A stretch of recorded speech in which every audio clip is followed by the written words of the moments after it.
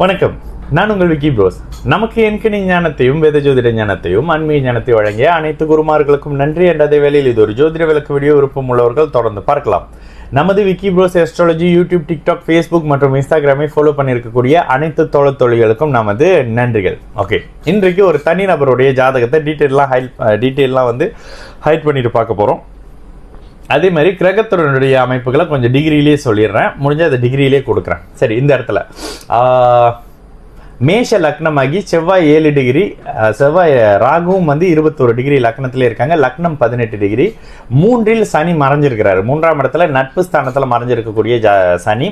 4ஆம் இடத்தில் திக்பலமாக பௌர்ணமி, அதாவது தைப்பூசத்துக்கு அடுத்த நாள் மிகப்பெரிய யோகா அமைப்புல பிறந்திருக்கக்கூடிய தைப்பூசத்துக்கு மறுநாள் ஒளிமிகு சந்திரன் திக்பலமாகவும் ஸ்தான பலத்தோடையும் இருக்கிறாரு. 5ஆம் இடத்துல அதிநட்பு ஸ்தானத்துல குரு, 7ஆம் இடத்துல கேது, 10ஆம் இடத்துல புதன், சூரியன். இதுல கூட 4 டிகிரி 22, சூரியன் 22 டிகிரி திக்பலமாகவும் சுபத்துவமாகவும் இருக்கிறார். சுக்கிரன் 12ஆம் இடத்துல உச்சம்.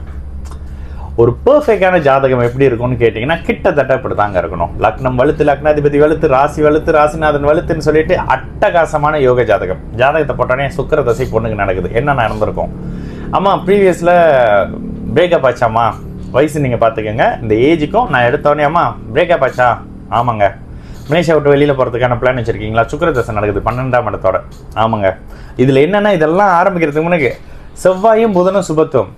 ஐடி, சைபர் செக்யூரிட்டி, புதன் செவ்வாய் சம்மந்தப்படுற மாதிரி ஏதாவது படிக்கிறீங்களா? ஆமாம், நான் கம்ப்யூட்டர் சயின்ஸ் படிக்கிறேன் சைபர் செக்யூரிட்டியில்.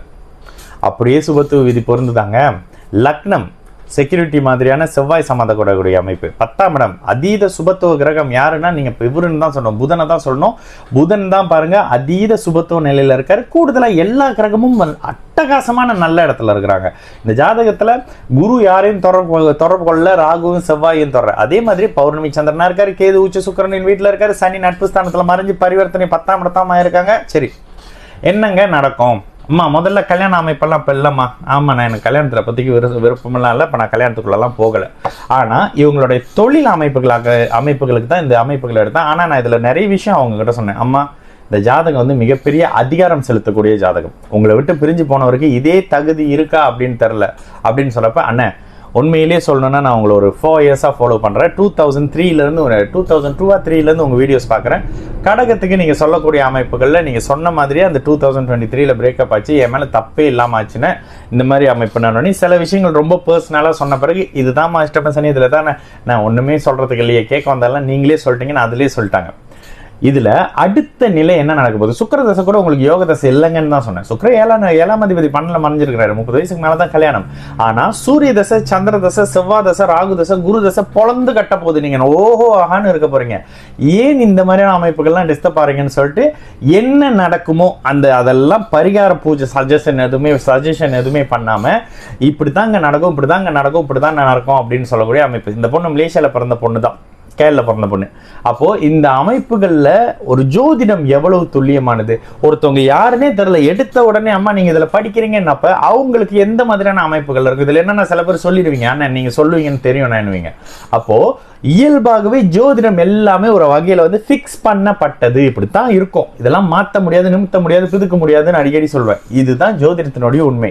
லக்னாதிபதி வளர்த்திருக்கிறாரு, ராசிநாதன் வளர்த்திருக்கிறாரு. அவயோக தசையாக இருந்தாலும் கூட சுக்கிரன் ஸ்தான பலத்தோடு இருக்காரு. ஆனாலும் அவர் 12ஆம் பாவகத்துல விரய அமைப்புகளை, சுக்கிரனுடைய அஷ்டமசனி அமைப்புகளை, சுக்கிரனுடைய விரய காரகங்களை கொடுத்திருப்பாரு. புரிஞ்சுக்கங்க விரய காரகம் என்ன அப்படின்னு. அதெல்லாம் கொடுத்திருக்காரு. கொஞ்சம் பர்சனலா என்கிட்ட ஜாதகம் பேச, என்னதான் என்னோட ஏஜும் உங்க ஏஜும் ரொம்ப ஒரு மாதிரி இருந்தாலும் அந்த பேசக்கூடிய கான்வர்சேஷன்ல ஒரு துளி கூட தப்பு கண்டுபிடிக்க முடியாம டீசெண்டா பேசுவாங்க. அம்மா அந்த மாதிரி நடந்ததா, கட் பண்ணீங்களா, அதை எழுதிங்களான்னு அப்படியே கேட்பேன். இதெல்லாம் யார்கிட்ட தான் பேசுறதுன்னு தெரியலண்ணே அப்படின்னு சொல்லி தான் பேசுவாங்க.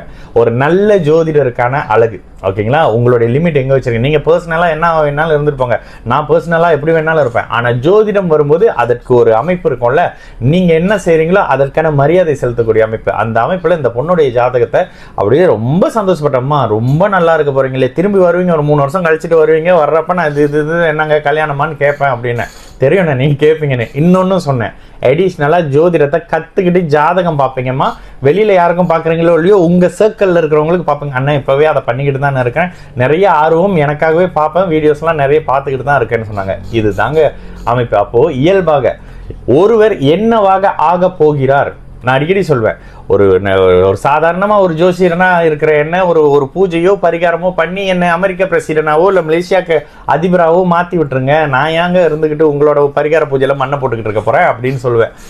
எதுவும் மாறாது. சாமி கும்பிடுங்க, நல்லா கும்பிடுங்க.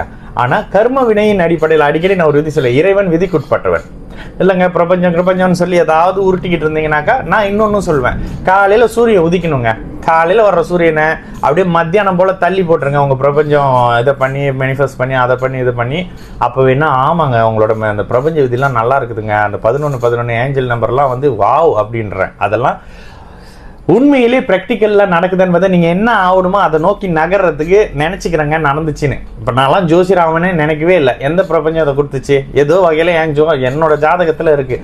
இவங்களே வந்து இப்போ ஆரம்பத்துலேருந்து நினச்சிருப்பாங்களா நான் வந்து சைபர் செக்யூரிட்டி மாதிரியான அமைப்புகளில் தான் இருப்பேன் அப்படின்னு நினச்சிருக்க மாட்டாங்க. இதோ ப்ரீவியஸில் சுக்கிரன் வந்தப்போ அதுதான் லைஃப்னு நினச்சிருப்பாங்க. ஆனால் இல்லையே, நீங்கள் நினைக்கிறதெல்லாம் நடக்கணும்னு அவசியம் இல்லை.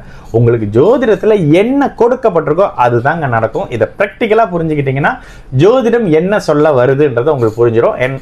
பார்க்குறவங்களாம் உங்களை பார்த்து சிரிக்க மாட்டாங்க.